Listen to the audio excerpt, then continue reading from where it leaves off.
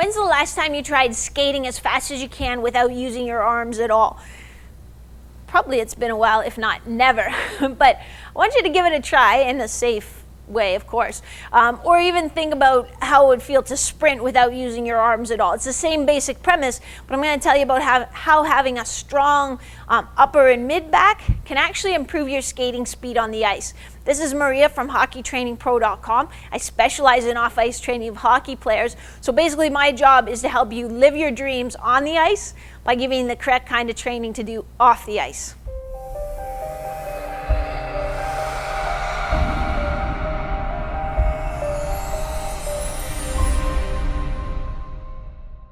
I remember having a debate one day with a pro hockey player about which arm goes with which leg when you're skating. So he was saying kind of the same arm and the same leg. And if you try that on the ice, you're probably going to fall down because it's just the same as walking. You know, we stride, my right leg comes forward as my left arm comes forward and my right arm comes back. In skating, it's the same thing. I'm driving off my left glute and I'm driving my left arm forward as my right goes back. So it's opposite chain.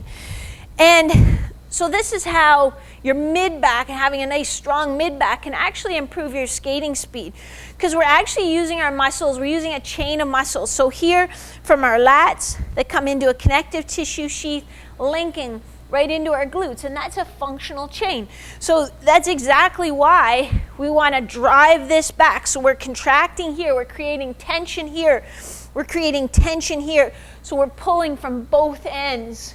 And then even when we drive with our other arm, so this arm now, I'm driving my left arm forward, I'm putting a stretch from this glute through the connective tissue right up through that lat. So what happens when we put a muscle on a stretch? Muscle has an elastic component. So if I take an elastic and I stretch it, and then I let it go, what does it want to do? It immediately wants to shorten.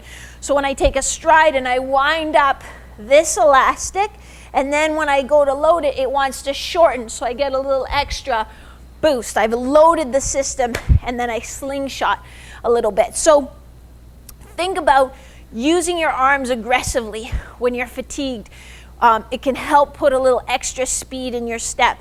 Even in our off-ice training, when we're doing those brutal hill runs that we do every Saturday morning with our hockey strong athletes. You know, when they're getting dog tired, the cue is always drive those arms, drive those arms. Number one, it helps you keep your tempo up, but number two, it can help put a little more power into the system. So when you do your incline plank and row, this can be anything. This could be a chair, a step in your house, whatever you have available. And you're going to hold that nice plank position and then do your single arm row. Again, keeping your hips and shoulders, everything nice and stable. This is a Contra Dumbbell Row. So we're kind of going into our Contra stiff-legged deadlift position. But then here, I'm going to row. And while I row, I'm squeezing that shoulder blade back and down slightly, using my bicep, the back of my shoulder, and my mid-back. So let me show you from the side. Now what you'll notice as you do this is that as you get into your set, the hip, the outside of this hip is going to start talking to you. It's going to be quite fatigued because it's doing all that stabilization work. Like any of our other cable exercises, you can do this just as well with a bungee. Just loop it around something nice and solid. Have one end or one handle in each hand. But this, we're going to show you a cable row. So both knees are bent. This actually gives you a little better base of support. So with time, you'll be able to get to a much heavier weight. But also, it's sort of a nice functional position. So I'm staying tall. As I row in, I'm squeezing my shoulder blades together slightly. And I'm not leaning back with my torso. So I'm stabilizing with my torso, my legs, my hips, and I'm doing the work with my arms. And then you would switch foot positions. Now to me, it doesn't matter if you switch foot positions halfway through the set, or if you do one set with your right foot forward, the next set with your left foot forward. As long as they even out over the duration of the workout, it's fine. So I really love the body row as an exercise, or some people call it the inverted row.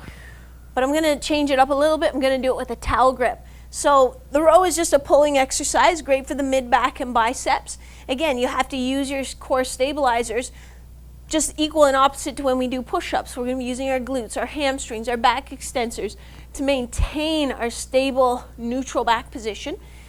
Using the towels puts a little more load on my forearms, on my grip strength, which is great too, because no goalie wants to have the stick knocked out of their hand, or having stronger grip strength will help you shoot the puck around the boards a little bit better.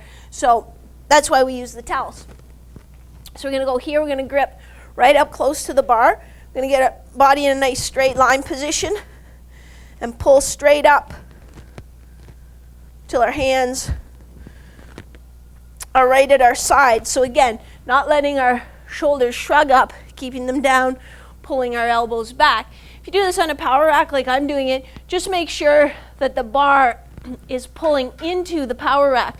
I wouldn't want to do it the other way, with my feet the other way, because there is a chance I could pull the bar out of these safety hooks and then I would land up in a heap with the bar on top of me. So we don't want that. Safety first, always. So I hope that gives you a little better appreciation of how important your mid-back is to your skating speed and why you need to keep up with those pulling exercises, not just work on your chest all the time. There are lots of other reasons why you need to work on your pulling exercises too, but this is how it relates to your skating. So this is Maria from hockeytrainingpro.com, where my mission is to help 10,000 players win more games with fewer injuries, even if you don't have the genetic gifts or the natural ability of your competitors.